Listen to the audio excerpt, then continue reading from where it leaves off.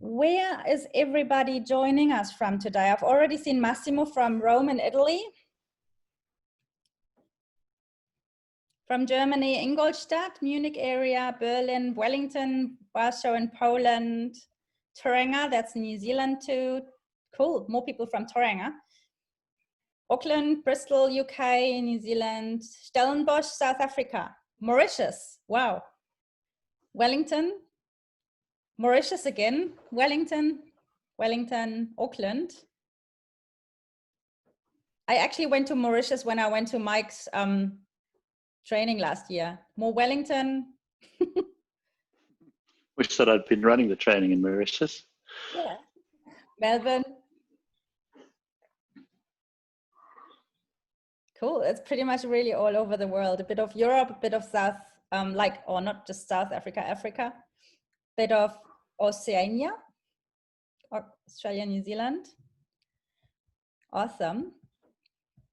So let's get started. Yeah, I think I just hand over to you, Mike, to start with that. And maybe we can talk about the book and about classes and the flight levels at the end again. Yeah, sure. Thank you. So, yeah, I guess thanks everyone for the opportunity to spread my crazy thoughts and hope you enjoy it. So just a little bit about me. I've been working in the Agile space probably for, well, sure. I became a Scrum Master in 2005, and I've kind of never looked back. I guess principally and from the values, the Agile stuff just speaks to me. And of course, hitting my head against walls a lot, making plenty of mistakes, because that's a great way to learn, right? Let me turn off my notifications, otherwise this is going to be very distracting. Yes, so working with lots and lots of teams. I left the company I was working at after about 2 years and started spreading the word at companies around South Africa, and then more recently discovered Kanban through Klaus Leopold and flight levels, and have kind of started seeing how stretching beyond the team can be a really good thing. So I worked a lot with teams, and I noticed a lot of problems that seem to be happening beyond the boundary of the actual team. So while the team is agile, perhaps the organization isn't, and wanted to solve that problem. So this talk maybe is a little bit about that concept. So I'm going to share my screen. Let's see what happens. 1 second.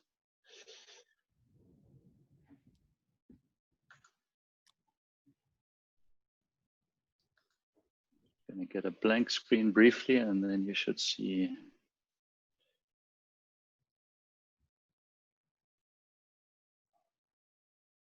There we go.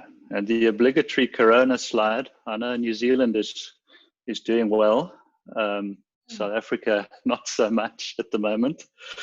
I'm on roughly day 62 of lockdown, so going a bit crazy. But these are uncertain times indeed at the moment for the world, really.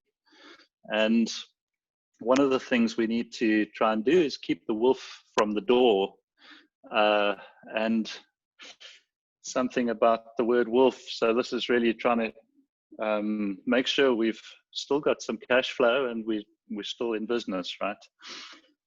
And one thing I've noticed about the word wolf is if you turn it around, we get flow. So maybe if we cross out the word wolf and say keep the flow of value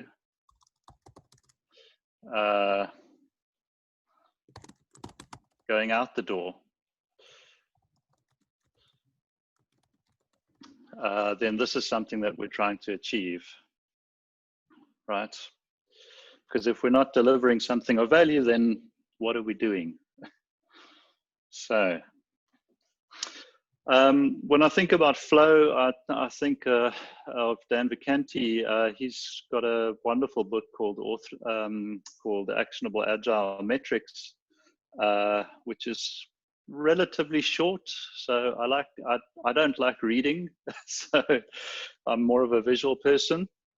But it's a wonderful book, easy read and really well written, all about how and what you can measure. And he describes flow as the movement of value through a process. So here we've got a bunch of value items, and usually there's some kind of idea at the front and some kind of delivery of value at the end. So here we go, right? The blueprint for installing what I call the Agile. And quite classically, and I've literally heard this statement a couple of times from different enterprise scale organizations. There'll be someone, maybe it's the CEO, that's shouting from the rooftops and saying 75% of projects must be agile within the next 12 months, you know. So here's the way that often agile is installed, and I use the word installed jokingly. So often we start off and we say, okay, well, let's do some team training. We need to train teams on how to be agile. So we get them in a room, and this is useful because we learn about, we get a shared understanding of concepts. And in this light, we learn a language which is really useful, because we learn about concepts of one-piece flow. Perhaps we learn about what is a stand-up, what's its purpose. We learn about a number of different mental models which allow us to start solving problems together using the same language. So I could see that this is a good thing to do. Then once everyone is kind of indoctrinated or recruited into the agile culture by means of teaching, we start looking at, well, how do we have small teams? So, and these in the agile world, there's this cross-functional word. So we kind of want cross-functional teams, and the reason for this is to reduce dependencies. Well, this is the quoted reason for it. So we want to reduce dependencies. So in the classic environment, we've got these, in traditional waterfall, let me just call it traditional project environments, we've got typically silos of skills. So we've got business analysts here, testers, developers, sitting in different teams, usually with some kind of a test manager, maybe a head of business solutions or business analysis, and some kind of lead developer or development manager that are there to help grow the skills of those people in that silo. And then projects kind of slice through these silos. So in the agile world, we try and have these small cross-functional teams of, I don't know, the number keeps changing, but somewhere between 5 and 9 people, in order to keep communication pathways down to a minimum, so that we can actually collaborate on solving problems. So this is a good idea too. Let's move on. So then we start looking at artifacts and roles, and here we can see those that are familiar with Scrum. We have some kind of a product owner, probably the dev team, and some kind of a coach or Scrum Master over here.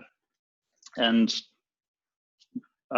so we work with this kind of construct, and we help the product owner to arrange their list of items, the work list for the team, the product backlog, and the team has, so here we have an artifact. The team has a board that they visualize their work on, and awesome. And then the coach or Scrum Master is there to really help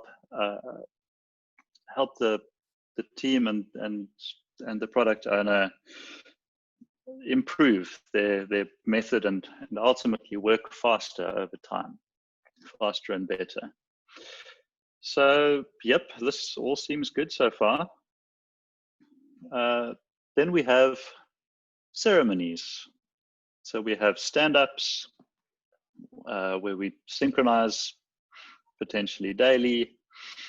We have some kind of a refinement session where we talk about what work is coming up and understand it, refine our understanding of it.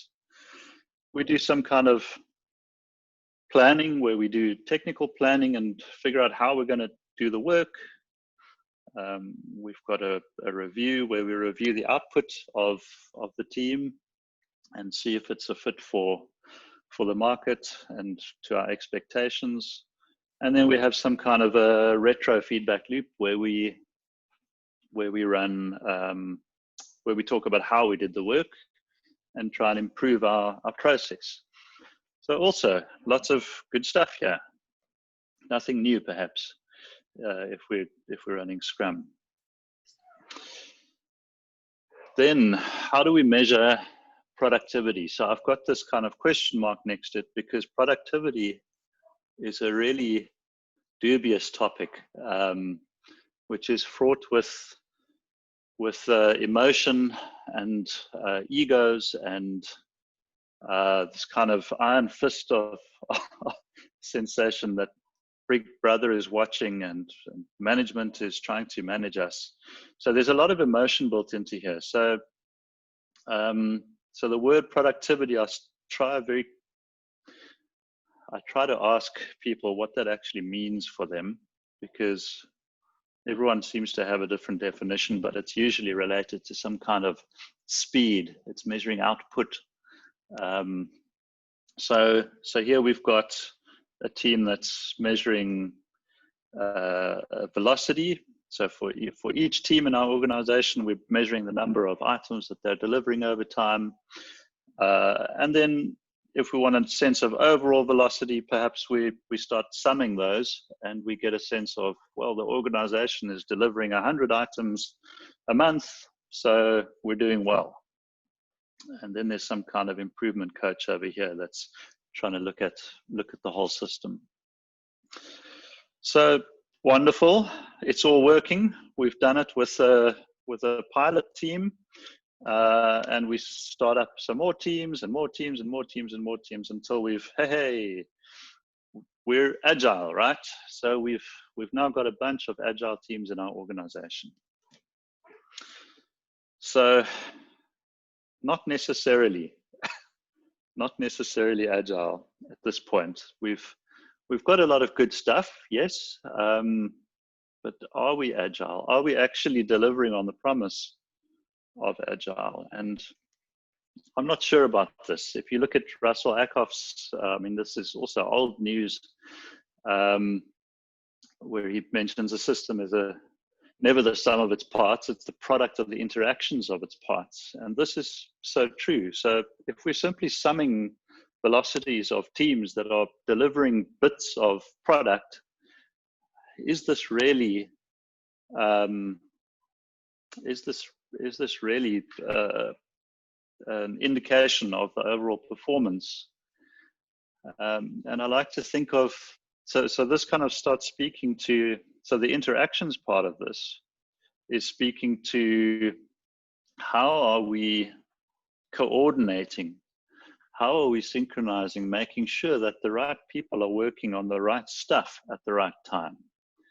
it's all very well that teams are delivering a steady stream of output, but is it the right output at the right time? And this is a real problem to solve. So I kind of like this. I like not looking at an organization as just a bunch of teams.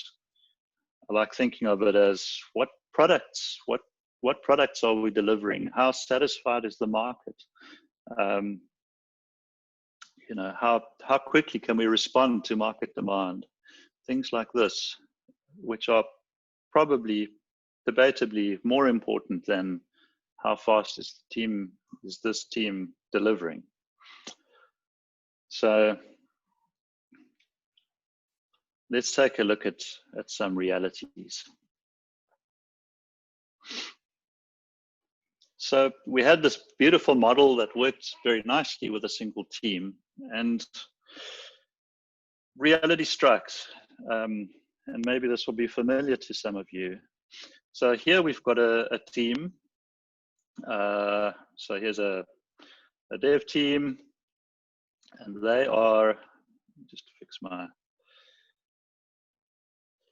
so they're working nicely. They've got some kind of a Scrum Master here, and this product owner, you can see, is sitting somewhere away from the team. They're distanced. So while the team has a backlog and it's ordered and all of the good stuff, the problem is there's this divide between product and the people doing the work. I call this the absent product owner. Sometimes it's a product owner or a business person that doesn't actually have the authority to make decisions. So it's kind of working, but it could be better. Here we've got another example where we've got, where we've got a product person who is trying to service more than one team.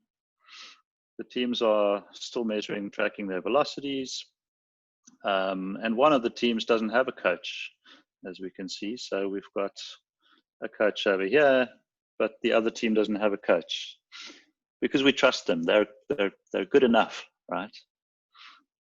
And the problem with this, of course, is the product owner's time gets divided between the teams. And remembering that each of these teams often has their own ceremonies, the product owner finds themselves in meetings all day, trying to keep up. So also not kind of how the model was intended. Here we've got a team, backlog, velocity, board, no product owner, no Scrum Master, no coach. So they're just kind of going forth, and goodness knows how they're determining what's on their list. But somehow work is coming in and they're prioritizing it. And then here we've got this one exemplar team, which is doing things just right. So already we've got a bit of a mixed bag of reality. And this is just for a single product. So you see here it says for product A. So we've already got 5 teams working on product A, and we've got a bunch of different scenarios happening. Now let's add some more reality in. And we can see things are getting a little more complicated. So we've got this team in the middle that I call the dependency team. This team takes many names in organizations, like the platform team, or the core components team, or the whatever you want to call them. But this team is the red arrows suggest dependencies from other teams. So there's a lot of incoming dependencies for this team. And this is just one other product. So we've got 2 products in this organization, and each product has some kind of a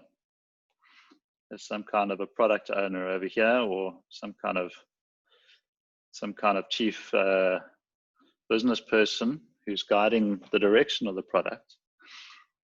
But what we can see is within a single product, there's potentially a hell of a lot of dependencies between these agile teams. And dependencies in my world, at least from my experience, equate to waiting. And from the team's perspective, it equates to waiting, and for the team who's dependent on another, and for the team who is sitting in the middle here, it equates to interruptions. We're working on something, we're busy, we're freaking out, and you're asking me to do this other thing, which is just not on our list. So maybe there's kind of a bigger problem than just trying to solve things on the team, on an individual team level. And of course, then we've also got this, I'll use purple for royalty, right? We've got the big chief or the CEO or somebody who has a lot of influence, political sway in the organization, and can at any point, at any time, run in and demand something new, something extra. So just to add a little bit of extra chaos into the system. So this is a view that I often work with organizations in, because they're saying, well, we've got agile teams, but we're not really seeing, the big chief is not really seeing much of a difference. So if we think about the opposite of flow is wolf, then I'll take it a step further and just say it's waiting on lead forever, right? So we're waiting on somebody forever. And waiting, of course, waiting is bad. Nobody likes to wait. I certainly don't. But let's explore this concept a little closer. So here we've got a bunch of individuals, and each individual has a list of items to do. And let's take a look. Let's pretend let's pretend we're one of these items, right? And from the work's perspective, so this is a piece of work, and from the work's perspective, we want to track it over time. On the top of this this chart below, we've got active time, and we've got idle time from the perspective of the piece of work. So if we look at what happens when we start the work, so the first person gets the work, they start the work, and they work on it a little bit, and then the work sits waiting idle, because the next let me make my a little bigger here. Because the next person has a queue of items still before they get to that item. So the work sits idle until it's worked on again. And we can repeat this pattern until the end. And what you can see is that from the perspective of the single piece of work, it's actually sitting idle most of the time from when it started until it's finished. So we call this concept flow efficiency. And essentially it's the ratio between active and idle time for a work item. So, and you'll be interested, so it's expressed in a percentage. So you'll be interested to know, probably, I was totally dumbstruck when I found out. But they did a study over a number of organizations, sort of mid to large organizations, and discovered that the average flow efficiency of individual work items, value items, was somewhere between 4 to 8% flow efficient, which means that 4 to 8% of the time the item is active, and the other 90+% of the time, the item is idle. Now, if you think about it, we get asked this question a lot in the software development or any kind of delivery environment world. When will I get it? When will it be done? So done is here, hopefully. And usually what we say is, it'll be, well, we're working on it, right? And what we actually mean is it's sitting, waiting to be worked on. And it's very, very difficult to understand when this thing is going to be completed. So this is a real problem. And if we look at a slightly different scenario, here's a scenario, spot the difference. There's nothing in these work queues, right? So imagine your organization and imagine everyone was sitting idle, waiting for something to do. And we injected a single work item into the front of the work stream. What would happen is the first person would work on it. There might be a small bit of handover here, but immediately the next person is ready to work on it, and the next person, and the next person. And what happens is this total time, so this here we call, it's often referred to as lead time or cycle time. Essentially, it's the time taken from when we start the piece of work until when it's finished. What we can see is the lead time dramatically reduces. The amount of touch time is the same. So when we're looking at optimizing process for flow, so this in the second example, we've achieved great flow. In the first example, there's a lot of stagnation of flow, a lot of waiting.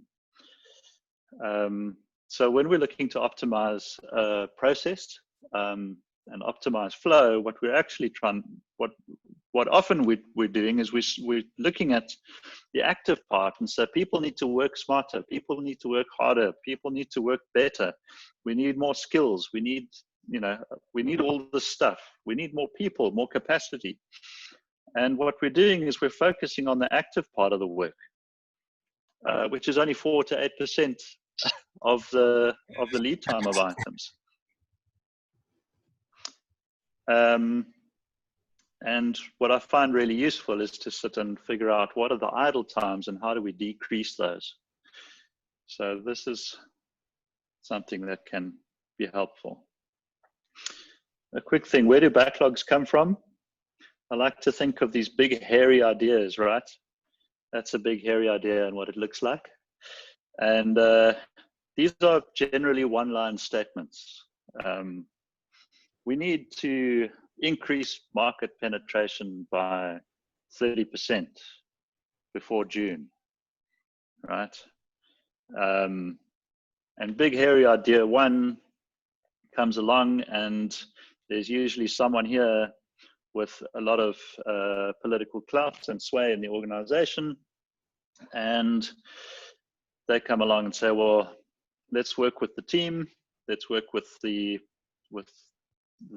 people, and let's break this thing down into a bunch of items that need to be done. So yes, so what we've got is all of these different items, and they end up on the backlogs of the teams to work on. Now, what happens is the more big, hairy ideas we have in the system, the higher the volume is turned up at team level in terms of how many work items there are sitting in queues. And again, the more work items there are in queues, the greater the wait time for any of the work items. So, yeah, and of course, these people, because they have a lot of clout in the organization, everything is urgent, right? So we've got to start as much as possible to get it done as soon as possible. which of course is a fallacy. The more we start, the slower we become and the less we actually deliver. So I think the mantra, which you may have heard already, is stop starting and start finishing.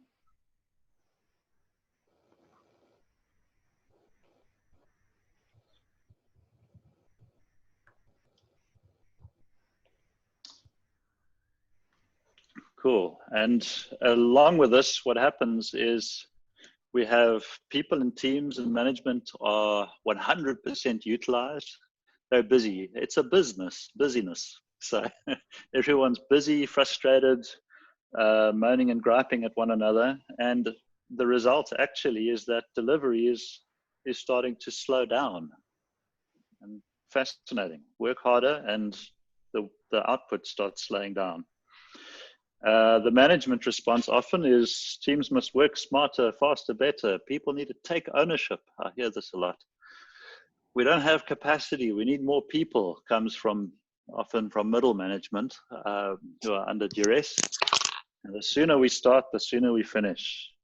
So, and of course, all of these are often the opposite of sustainable pace. And I think if you look at the Agile Manifesto, at the 12 principles, you'll see one there, which is around the teams and organizations should be able to maintain or sustain the pace of delivery indefinitely. And this is not sustainable. So perhaps it's not very agile.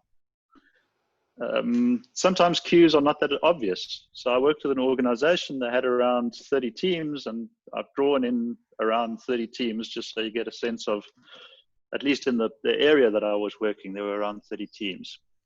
And what they were doing was they were running in sprints. They were running Scrum at team level, or Scrum-ish at team level.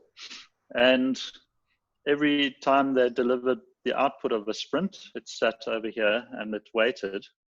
And now there's 2 sprints worth of output and 3 sprints. And what you can see over time is there's this big queue of work forming that's ready, it's sitting, waiting.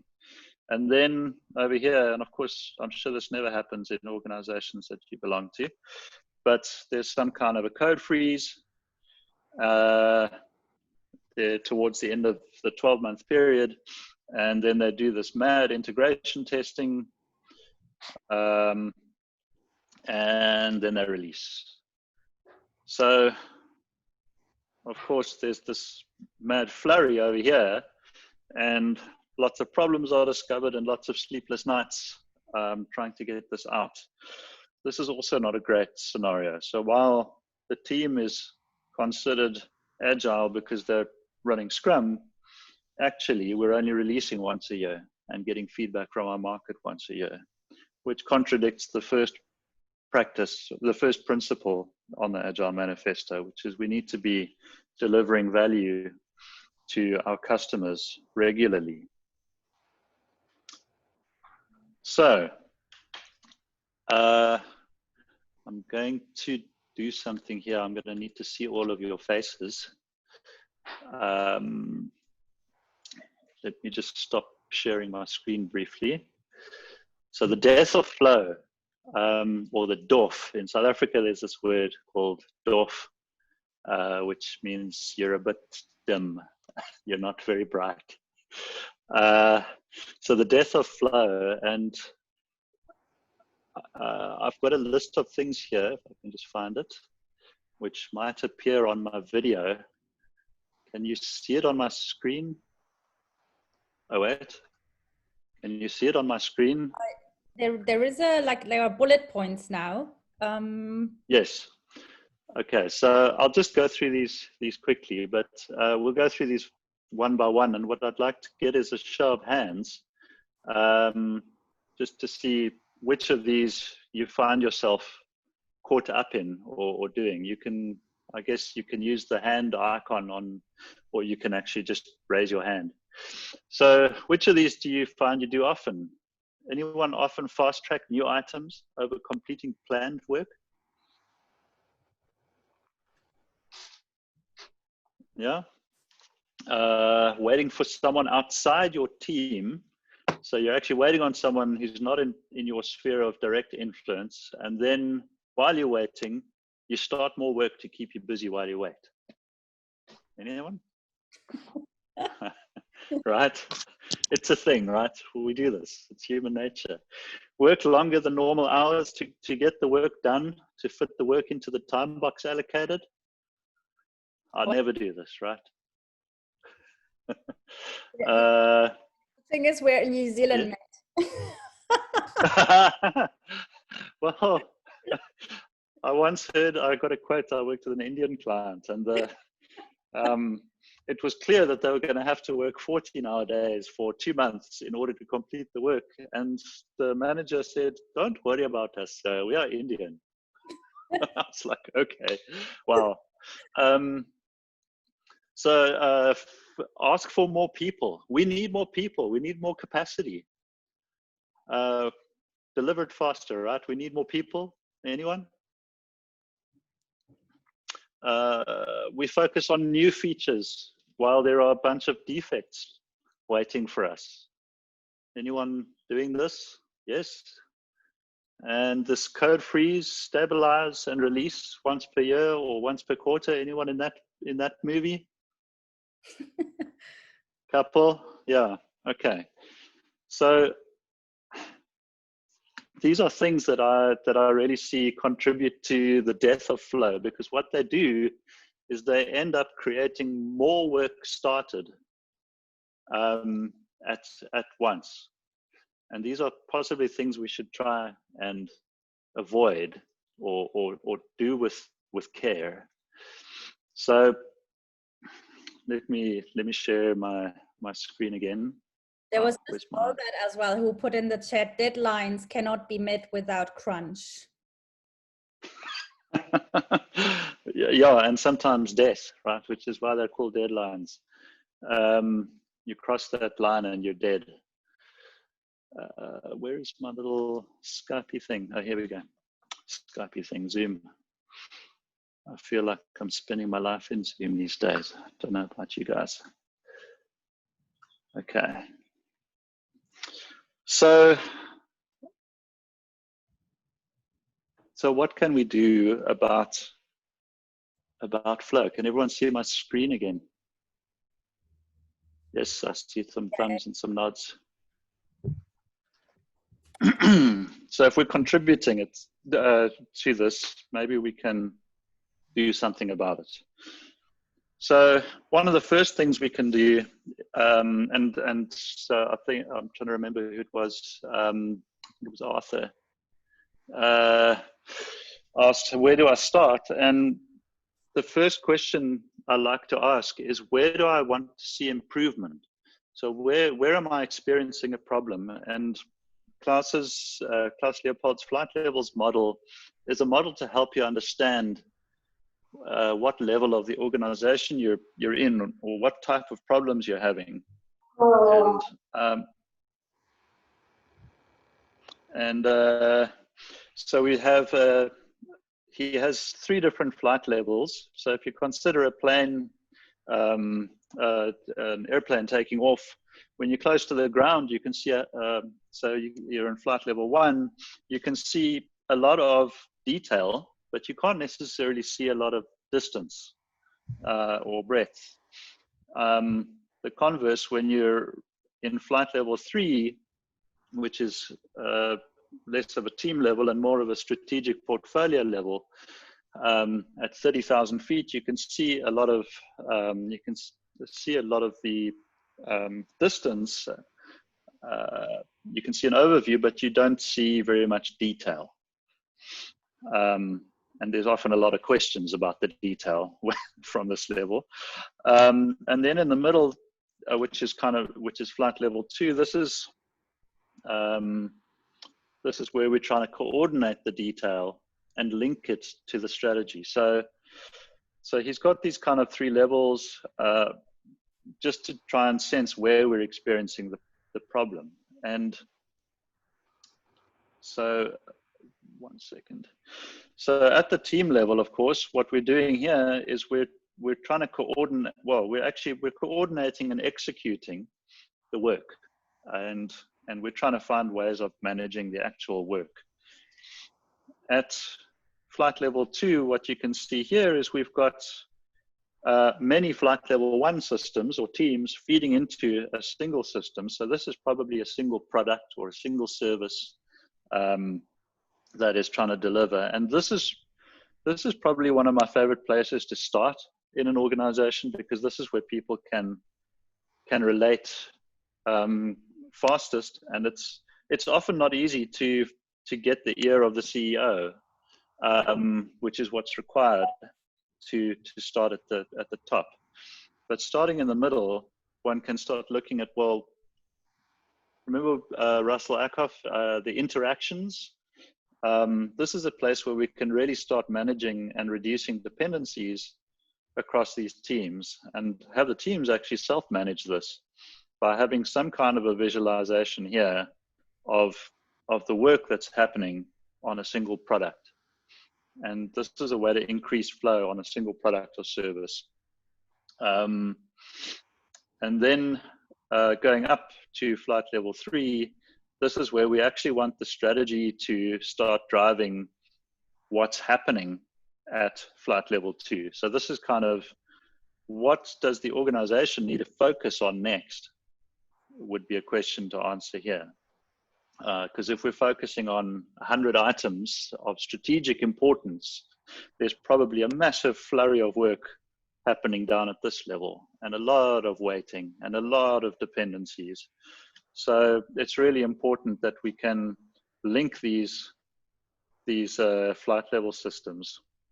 But anyway, so we run a whole course on this, but it's a really interesting and exciting thing to do, because what I find is when one creates and kind of co-creates, you get these people to sit and co-create this. They learn a whole lot about the process that they're actually in. They get context, and they start noticing things to improve at a system level rather than just their team level. This is really, really cool. I love the conversations that this creates. For me, it's never really about the board or the artifact. It's about the conversations it creates. Another thing, so once we've kind of identified what problem we're trying to solve, are we trying to solve the delivery of projects? Are we trying to solve, we never get our strategic initiatives done? Or are we trying to solve a team is unable to deliver anything? Once we've figured that out, then we need to actually populate and visualize what is the actual work that's sitting in our system.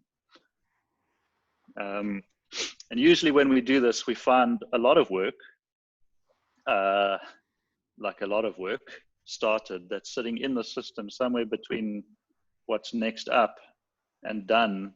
There's usually a place where we find some kind of a big bottleneck, and we can see it if we're visualizing it. We can't often see it if we're not making it visible.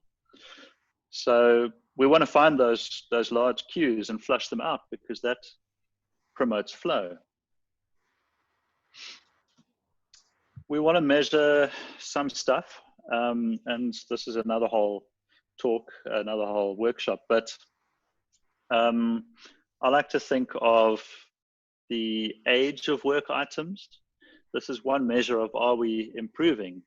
Is if we measure the time that a work item has spent from when it was started until where it is now in the process, and we can start reducing that time, the average age of a work item. This is something that can determine whether our flow is improving over time.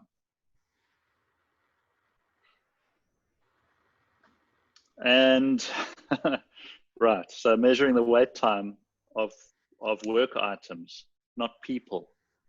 So remember, I said waiting is bad. Yes, if the work is waiting, it is bad. If a human is waiting, this is not the end of the world. But if the work is waiting, it's bad. And that's a real distinction. That's kind of a mind shift from I'm impatient or am I being impatient, or is the work not moving? And once we understand the waiting times, and here we've actually got it visualized, here's a waiting column on a board. Maybe this is waiting for signature, or waiting for test, or waiting for whatever it's waiting for. But it's useful to kind of to put these, make these visible, and then figure out what the causes are for queues that are waiting a long time. And then the last one that I'm going to speak about is stop starting and start finishing. Right. So if we're building houses, and we've built on the left-hand side, we've partially built 3 houses versus we've built 1 complete house. It's likely that this is more valuable than this, because what happens is starting work actually costs money. Finishing work makes money. So we should be focusing on finishing work rather than starting it. And finishing is not as easy to do, right? It's really easy to start a lot of stuff. I've got many little home projects that are started, not finished. And I've actually used a board at home sometimes to get on top of that stuff and reduce the number of things that I'm working on at once. So that brings us to the end of my monologue.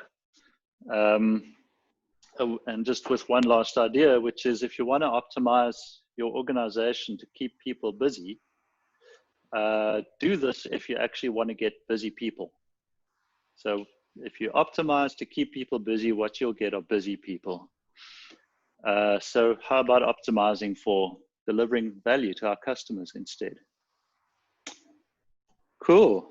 So thanks for listening, and maybe we can pop to questions if people have time. Yeah, thanks, Mike. We still have around 30 participants. A few people had to pop out because I think the Europe people, they're probably heading into their stand-ups right now. But still 30 people here. So, and I'm actually wondering, what do you think, Mike? Should we just have it like not in a chat, but actually, I didn't have any questions during the chat, but actually having like an open discussion. It's because it's not that many people. We can give that a go, and maybe the thing to do is, if someone has a question and they want to ask it, then pop a message in the chats, just to say, just a queue, because when we see the queue, then we'll know you're up next. So we'll see kind of the order sequence. Yeah.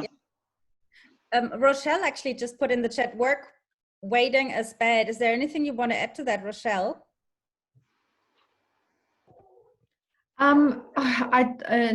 It's more a statement, and it's every single time I hear it, it challenges my thinking, because even myself, I haven't necessarily, I find myself constantly starting new work, but it's not, we need to change our focus from people to looking at work and the value and the value delivery, and also see if our process is also focused on work or on people rather.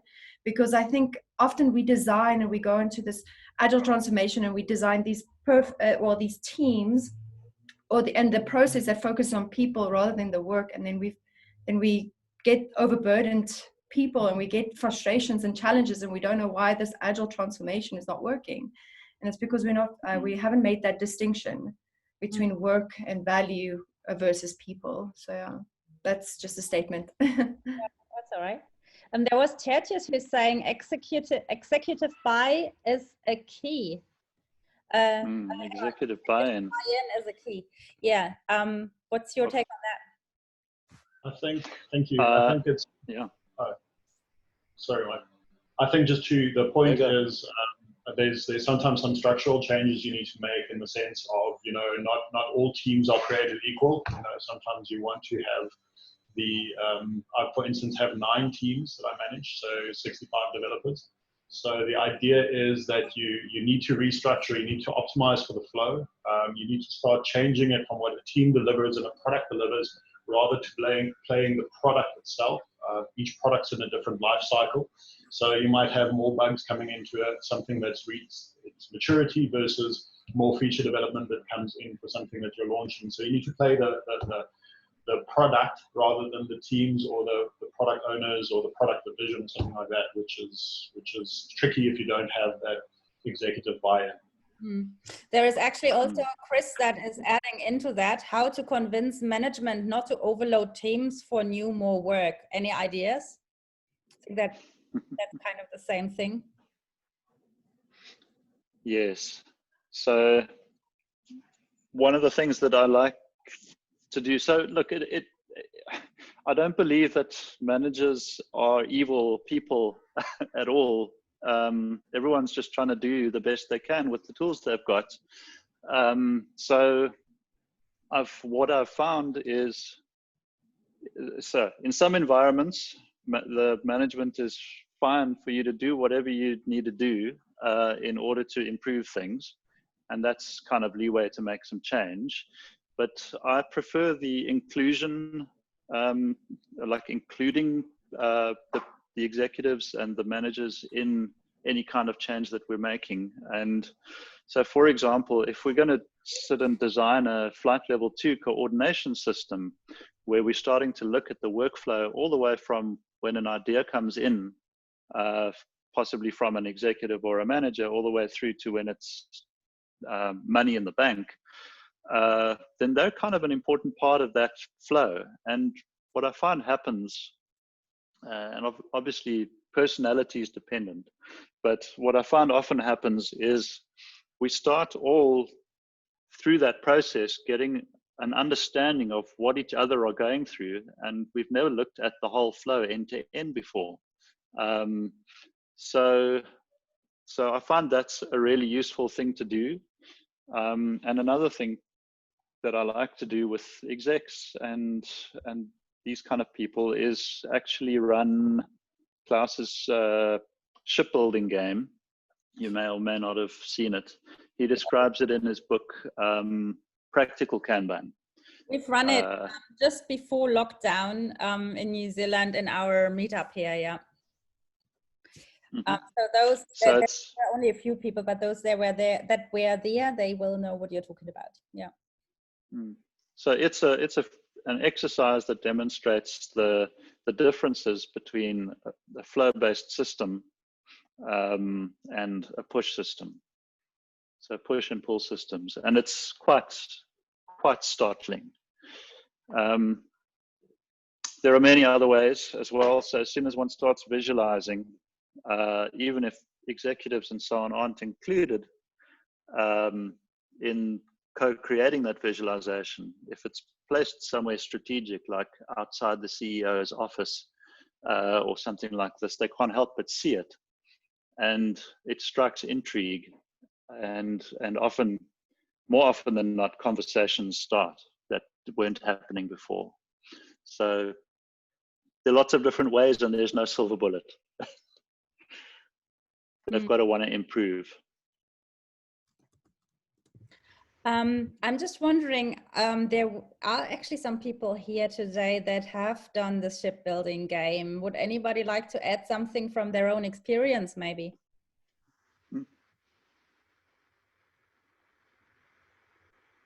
Not, that's fine. Though a question, is there some documentation where to read about it, where to find something about it, how to facilitate it? It's in Yes. Klaus's book, Practical Kanban. I can share the link as well.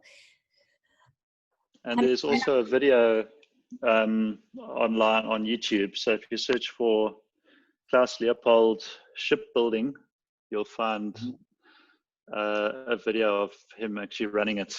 Yeah, and Mike is one of the participants. Yeah. So yeah, and of course the exercise is one thing. The debrief is what's really important. Yeah. So, and it's actually really cool. If you do the numbers, it actually works. It's impressive. How to get this cross to management is the challenge I see, as they can't hardly sit still and want to do something, and often competing for activity against each other, right? That's Andreas. Yes. So I see this a lot. In fact, I was working with a bank in South Africa with a team of 1,500 people. They called it a team. And of course, there were lots of portfolio managers and project managers and so on in the system.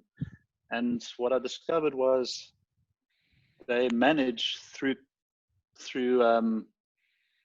coercion. And so it's always like, get my stuff done and I'll make it worth your while. And they're actually fighting against each other, not for the good of the organization. And of course, everyone's being measured, performance managed individually. So it's a really, really bad problem. And I guess the one thing that I find can really unify people is agreement that there's a problem. I mean, just look at Corona, COVID. There's a lot of unification around that because there's agreement within the social systems in the world that there's a major problem. So what I like to do is really listen to what managers are saying, and understand, like with a curious mind, really understand what problems or challenges they're having. And guaranteed, you will find other people with those same problems or challenges in their organization. And then you say, well, is this something you'd like to solve? Because we can help. And then that's a starting point to a conversation, to get people to sit down. But change is hard. You know, it's not easy and requires a lot of effort. Yeah. The one thing I find is that nobody comes to work every day in order to do a bad job, and neither does management. So it is worthwhile listening to them and listen to their needs as well, because they are actually part of the of our services as well. So trying to provide a service, and they need your service to provide their service. So the next question would be, would OKRs be a good framework to support flight levels? So, so flight levels is agnostic. So OKRs, you know, objective-based management can certainly be a thing. The main thing is that at flight level 3, where we're looking at strategy and we're looking at organizational focus, is that we have like good measurable outcomes. If we've got good measurable outcomes, so OKRs could be a tool for that, then we can start linking progress on those to flight level 2 activities. So certainly it can work together with OKRs. Yeah. Hang on, the next one was coordinating multiple teams so they don't wait for each other. Yeah, how do you coordinate multiple teams so they don't wait for each other? Just reading it out for everybody else. SAFe has PI planning to identify dependencies and manage the flow between multiple teams. So how do you do that? Yes. So so there, it depends, right? So on the scenario, on the work, on the whatever. I mean, for example, one organization I worked with, they were working on hardware and software integration. It was a team of around 50 people. They were broken into 5 Scrum teams, and they were all using the same test hardware and so on to run against. And what they did was they were having their classic kind of Scrum ceremonies at team level, And many of you might have heard of Scrum of Scrums, which is a concept that I never really got a huge amount of value out of when I was doing it back in the day. But the Flight Level 2 board, so what they ended up doing was we sat down, we got volunteers from all the teams. We ended up with 27 people in the room, and we co-created a Flight Level 2 board, which was a coordination system for all of the value items that were in progress or in process across all 5 teams. And they would send people, I think initially weekly, actually initially they sent daily, but they would send volunteers from each of the teams at a cadence to the Flight Level 2 system to have discussions around what they were doing and who was going to pull, which team was going to pull which work next, and whether or not some kind of a planning session was required to ready work to be pulled. So that's how they solved it, an example. And there's, you know, one could set up a similar construct to PI planning. I'm not a major fan because there's often a long time between PI events because they're expensive. So, but yeah, there's the need for some kind of input management at a Flight Level 2 side and making sure that we're detecting dependencies before they arise, before we start the work. So one of the rules of thumb with dependencies is a team may not, like an example of a pull policy would be, a team may not start a piece of work where there are dependencies until the dependent teams are ready to start that piece of work. That's another useful pull policy. But there's not one way to skin the cat, right, so to speak. Not that I'm into skinning cats. So maybe that helps. Yeah, there just popped up one new question. Waiting for work versus waiting for people. This is an important subject, as mentioned. It's okay if people wait, but work should not wait. Our work is becoming more and more automated because we want things to move faster. This eliminates the need for people in the process. I've often heard this from teams: the only incentive for productivity is more work. How do we separate waiting for work versus waiting for people, as it's mostly the reason why people are involved in work? That's from John. We separate waiting for work versus waiting for.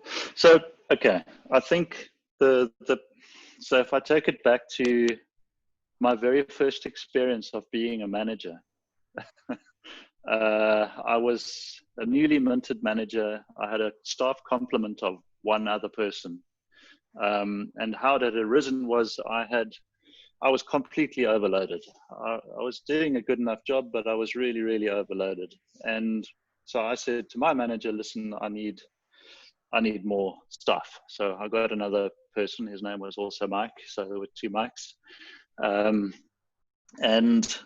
I remember my thinking at the time. My thinking at the time was this: if I don't keep the other Mike, if I don't keep him busy, I'm going to look like an idiot, because I said there was too much work for one person. And if I don't, so I'm going to look bad.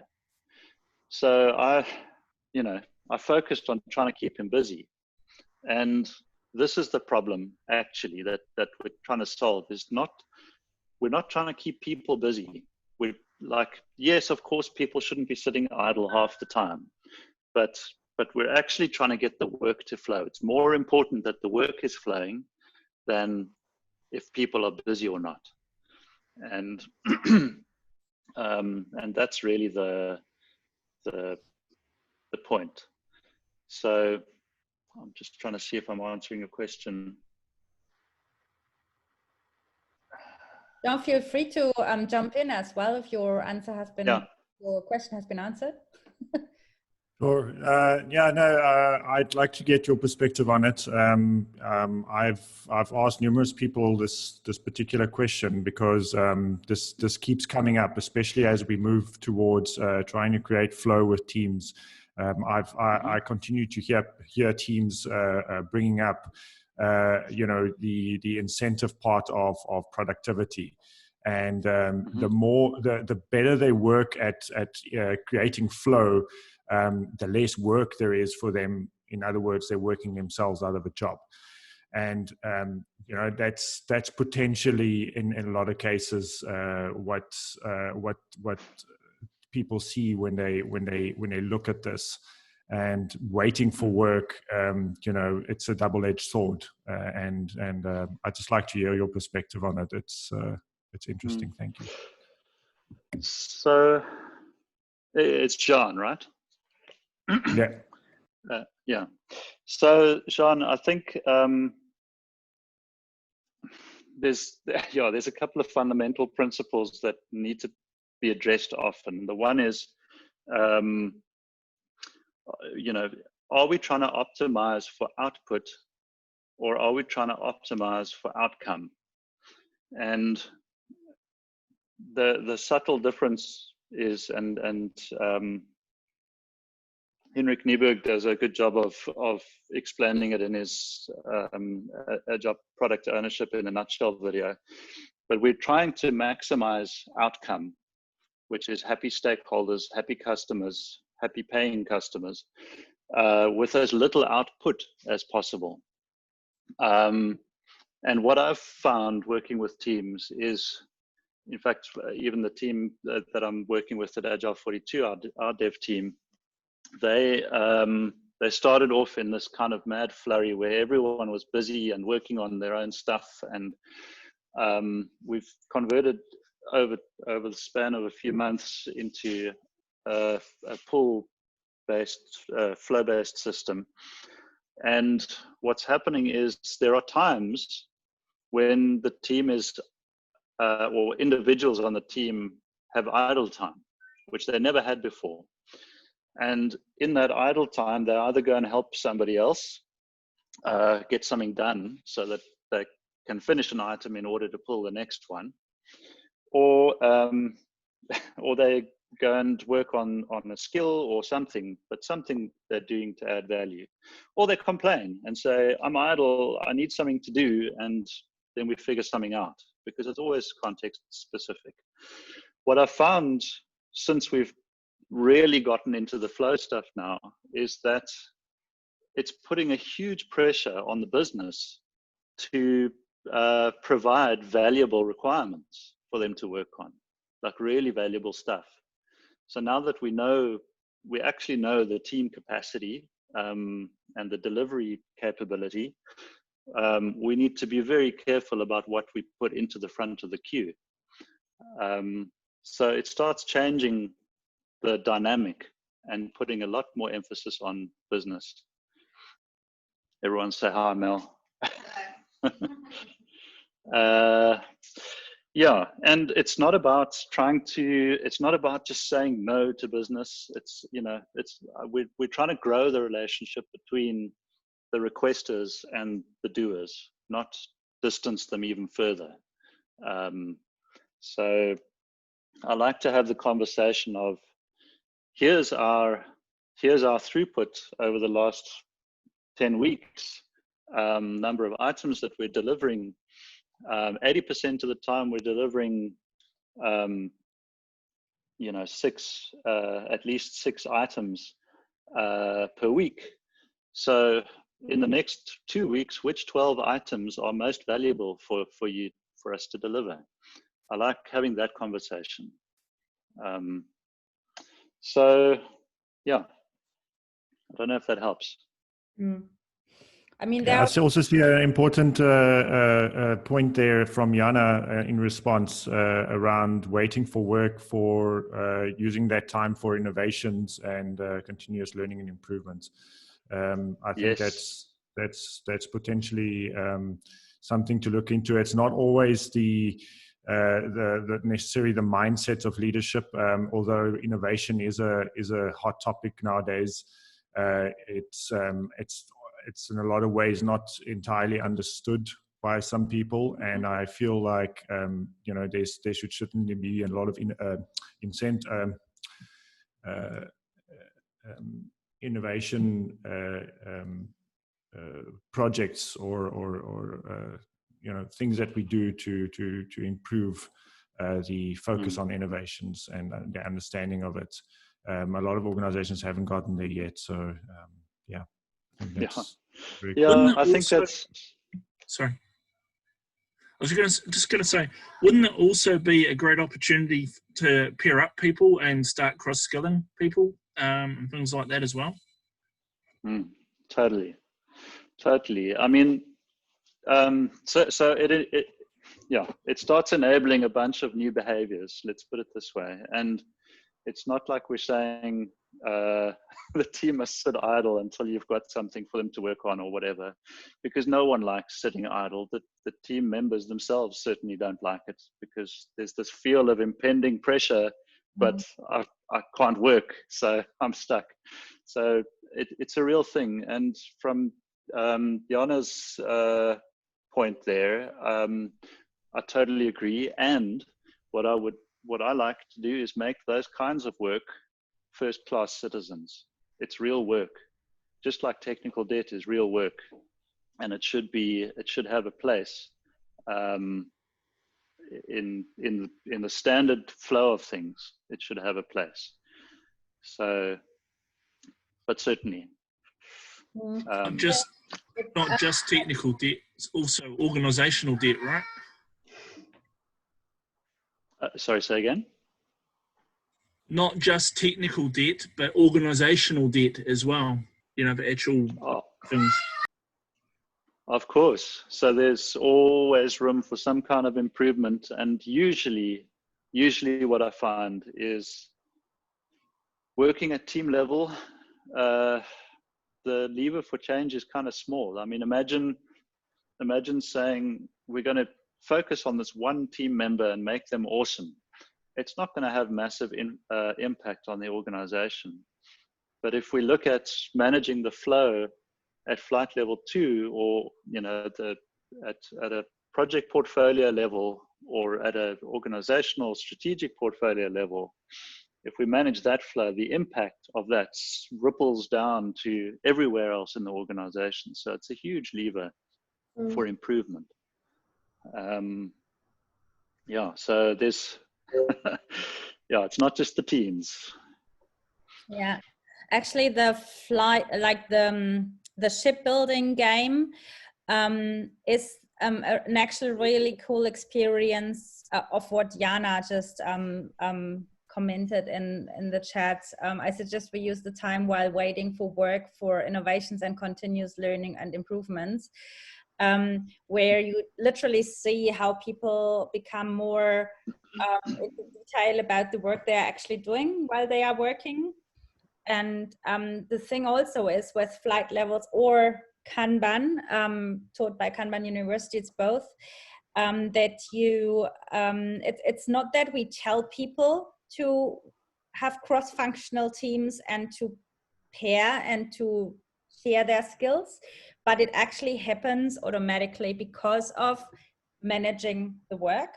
And that's what I find magic. Yeah. Can I add also, I think with the people who are kind of complaining, I think there should be just some mentoring, because sometimes people complain because they don't know what to do. But if you've got good mentoring, good community of practices to support these people, they will actually find value into investing, into learning, improving or innovating or finding a different skills. Absolutely. People get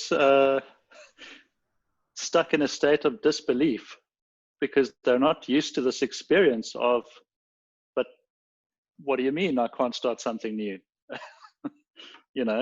I'm going to get in trouble, because that's the usual experience. So it's a mind shift, and it often requires some kind of coaching through that. Absolutely. It often is also a matter of collaboration. I mean, we are not taught to collaborate in pairs or in small groups. And swarming and all that is not the easiest stuff to teach, from my experience. Yes, completely. We're taught to compete. So totally agree. And what I find is, as soon as you allow, like, really give people permission to collaborate, that's when some of the magic starts happening, and people love it. So, and not everyone, fair enough, but most times. Mostly it also just really works on the piece of work, I find. Like when you point out the work that's not moving at the moment and you ask them directly, so what are we going to do about this? And you ask this question 3 times and suddenly things start moving and they have ideas, you know, and then they cooperate and oh, I'll help you with this. And if we do this, and then, you know, yeah. Yeah, sometimes it's as simple as asking that question, right? What can we do about this? Have we thought of everything we can do about this? Yeah. Cool. So are there any other questions? I think we went through all of them. Do we need to say anything else about, I think I put the book links into the chat. So this is that book that is, I can really recommend. It's an easy read, it's a quick read, and it is just eye-opening. Lots of pictures. It's designed as a coffee table book, specifically so that C-level type people will actually pick it up. Yeah. So go figure.